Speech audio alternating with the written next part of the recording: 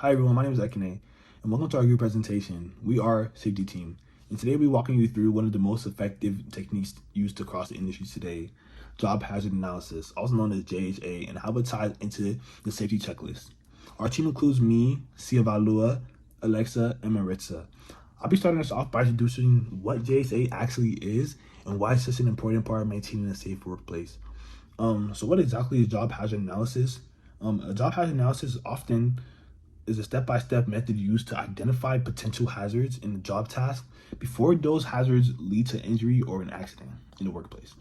It breaks the job down into smaller parts or steps, looks closely at what could go wrong in each step, and then figures out how to prevent those risks through things like better procedures, protective equipment, or safety training.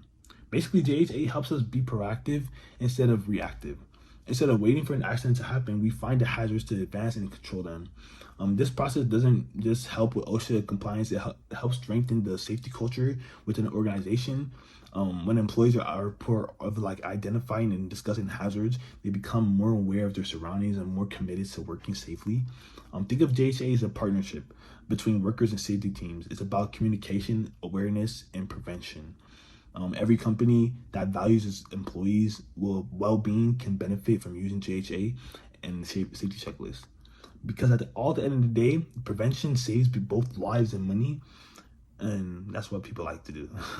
So now that we know what the job hazard analysis is and why it matters, let's take a step back and let's see how it all began with the brief history and background. The concept of analyzing job hazards goes way back. It started in the 1930s and 1940s during the early days of industrial safety programs. At that time, workplaces were booming with new machinery and processes, but safety wasn't always a top priority.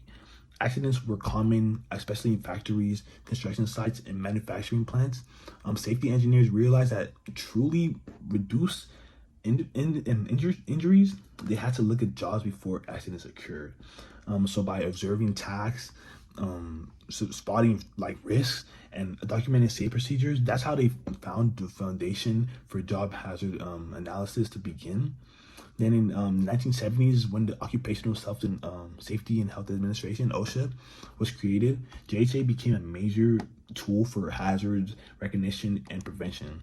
OSHA promoted it as a way for companies systematically identify hazards and take corrective action before an employee gets hurt or got hurt in the process. So since then, JHA has evolved into a standard practice in many fields from manufacturing, construction, healthcare, warehousing, energy, and more. Like for example, in this construction, JHA might involve analyzing a task like working on scaffolding or handling electrical writing. In healthcare, it could mean identifying lifting hazards when moving patients. That idea is the same everywhere.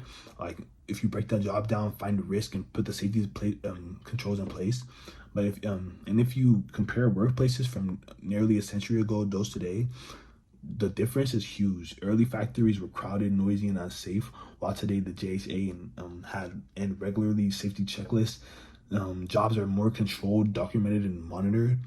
So job hazard analysis has come a long way from a simple safety idea in the 1930s to a standard tool that now part of almost every modern safety program.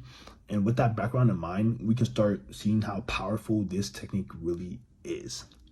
So now that we know where it really came from, Sia Valua will explain the industries and real world situations where JHA is mostly commonly applied. Thank you. Ms. Yavalua and job hazard analysis and safety checklists are used across many different industries, essentially any field of work where workers face potential hazard risk. In construction, we use them when we work at heights near traffic or moving machinery and when performing any electrical work. The goal is to identify hazards early, put controls in place, and prevent falls, electrocutions, and struck by or run over incidents. It also keeps us aligned with OSHA standards and company procedures. In manufacturing, we use them when operating heavy machinery, handle chemicals, or run high-temperature equipment. The JHA helps us spot pinch points, stored energy, splash risks, and burn hazards before they find us. The safety checklist ensures that guards are in place, lockouts are verified, ventilations are running, PPEs are on, spill kits are ready, and cool down steps are posted. It's how we prevent injuries and chemical exposures and keep procedures consistent across every shift. In healthcare, we use them when operating specialized medical equipment, handling biohazard sharps or chemicals, cleaning, sterilizing, and disposing of biohazardous waste, and whenever we move or lift patients. The JHA helps us spot and control everyday risks such as needle sticks, splashes, strains, and chemical exposures. The safety checklist maintains standard procedures such as PPE, good hand hygiene, disposing of sharps correctly, and the correct use of lift aids. Doing this protects healthcare workers and improves outcomes for the patients in care. In the warehouse industry, we use them whenever we're lifting heavy loads, operating forklifts, pallet jacks, or conveyor belts, and during regular equipment inspections. The JHA helps us spot everyday risks such as trip hazards, spills, uneven pallets, and blocked exits. Pre-shift inspections can catch problems with brakes, forks, belts, and guards before they become failures, which can prevent strains, collisions, and downtime and ensure safe conditions for all workers on the floor. Next, Alexa will walk us through the step-by-step process of conducting a job hazard analysis. Hi everyone. Today I'll be explaining the steps of a job hazard analysis, also called the JHA. As we already spoke before, the JHA is a process that helps identify potential hazards before the injury or accident happens. So the main goal is to look at how the job is done and what could go wrong and figure out how to prevent it from happening. Job hazard analysis are really important because it helps reduce accidents, improve safety awareness, and creates a consistent workplace environment. OSHA encourages every company to use a job hazard analysis as part of their safety program, since it's one of the best ways to prevent these injuries to stop them before they happen. So the first step of a job hazard analysis is to decide which job to analyze. So you want to focus on the jobs that have a history of frequent or serious injuries, or are new or recently changed, or involve complex and non-routine tasks. It's also very, very important to include the employees who are actually doing this job, because they are going to be the ones who understand the real conditions and risks better than anyone else does. And it's really, really helpful to start with the highest risk job first and then move on to the lower risk jobs. Next, we break the job down into steps. So once you've selected a job, the next step is to break it down into smaller series and basic steps, just the main actions, not every tiny movement.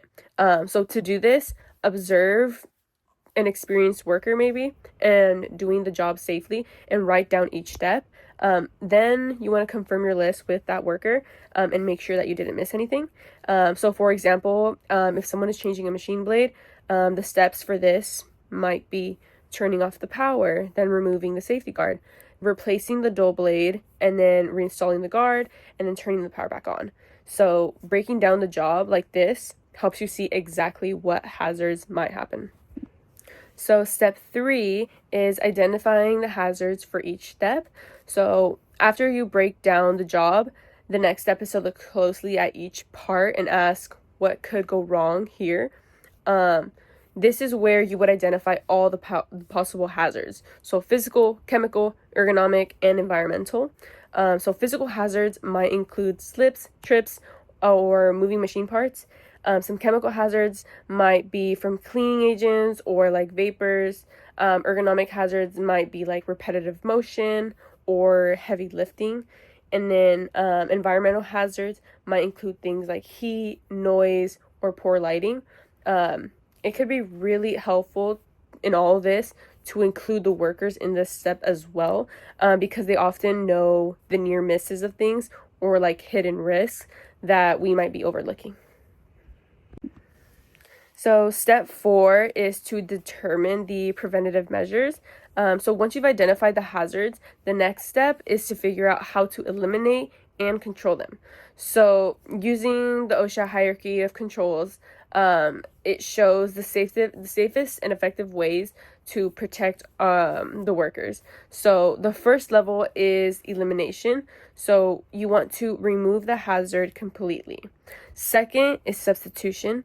You want to replace it with something safer. Then third one is engineering controls. So you want to isolate workers from the hazards, like using guards and ventilation systems. The fourth is administrative controls. You want to change how people work, such as adding, training, or rotating workers to reduce strains. And then the last is the personal protective equipment, what you would call PPE. So like gloves, goggles, or hearing protection. PPE is the last line of defense, and it shouldn't replace any of the other safety measures. Next, we have step 5. You want to review, update, and use the safety checklist. So the last step is to review and update the job hazard analysis regularly, and you want to stay accurate and effective with it. So you should be reviewing this job whenever it changes, or when there's new equipment that's being added, or if there's like an accident or a near miss, then something like this happens. So as part of this process, workers should also do a safety checklist before starting any job. So the checklist just makes sure that all the controls and the safety measures are in place and work before they begin.